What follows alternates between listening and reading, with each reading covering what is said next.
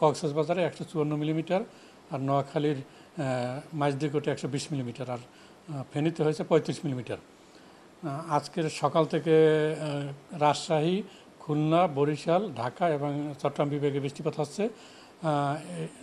আজকের বিকাল পর্যন্ত এই বৃষ্টিপাতটা চলমান থাকতে পারে, তবে সন্ধ্যার পর থেকে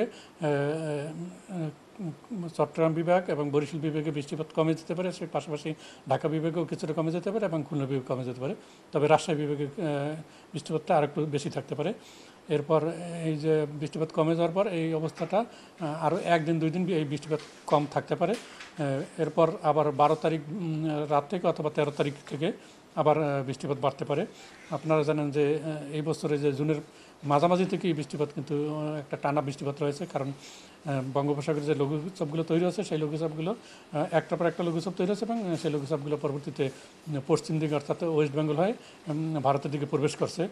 ফলে এই একটার পর একটা লঘুচাপের কারণেই বৃষ্টিপাতটা এবছর বেশি রয়েছে। হ্যাঁ, আজকে বললাম যেটা, যে রাজশাহী বিভাগে বেশি বৃষ্টি, পাশাপাশি ঢাকা, চট্টগ্রাম এবং খুলনা বরিশাল বিভাগেও বৃষ্টিপাত আজকে এখন বর্তমানে কন্টিনিউ করছে এবং সেটা হয়তো দুপুরের পর পর্যন্ত কন্টিনিউ করতে পারে। এরপর বৃষ্টিপাত বেশিরভাগ জায়গায় কমে যেতে পারে, অর্থাৎ চট্টগ্রাম বিভাগ, ঢাকা বিভাগ এবং বরিশাল বিভাগে কমে যেতে পারে, তবে রাজশাহী এবং খুলনা বিভাগের পরও থাকতে পারে কিছুটা।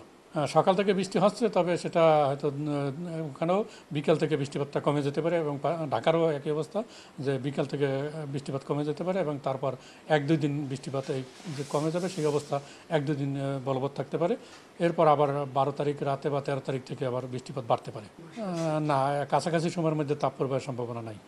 আপার এয়ারে যে ঘূর্ণিবাতাস, এটার মধ্যে তফাৎ হইল যে আপার এয়ার ঘূর্ণিবাতাসে উপরের দিকে সে লঘুচাপের মতোই আছে, শুধু ভূপৃষ্ঠে পর্যন্ত পৌঁছে না ওটা। আর লঘুচাপ হইলে উপরে ঘূর্ণিবাতাসটা ভূপৃষ্ঠ পর্যন্ত পৌঁছলে তখন আমরা ওইটা লঘুচাপ ডিক্লেয়ার করি। ফলে লঘুচাপ এবং আপার এয়ার যে ঘূর্ণিবাতাস এটা কাছাকাছি কিন্তু। তো বৃষ্টিপাত সবচেয়ে বেশি হয় যখন যদি ঘূর্ণিবাতাস থাকে আপারে, আর যদি লঘুচাপ থাকে, দুইটার কারণে বৃষ্টিপাত বাড়ে। এবং নিম্নচাপ হইলে আরও বেশি বাড়ে বৃষ্টিপাত, নিম্নচাপের কারণে। বৃষ্টিটা কম হয়, তবে মাঝে মধ্যে হয়, হতে পারে। না, সারা দেশে না, রংপুরের দিকে খুবই কম মনে হয়, হইলেও ছিটাফাটা এরকম। রংপুর, ময়মনসিংহ এইদিকে, সিলেটের দিকে এখন বৃষ্টিপাত খুবই কম। উত্তরের দিকে বৃষ্টি কম, রংপুরে কম, রাজশাহীতে বেশি থাকার কারণে ওই যে লঘুচাপ থেকে রাজশাহী কাছাকাছি, এই যে এখান থেকে লঘুচাপ, এখানে রাজশাহীটা একটু কাছে।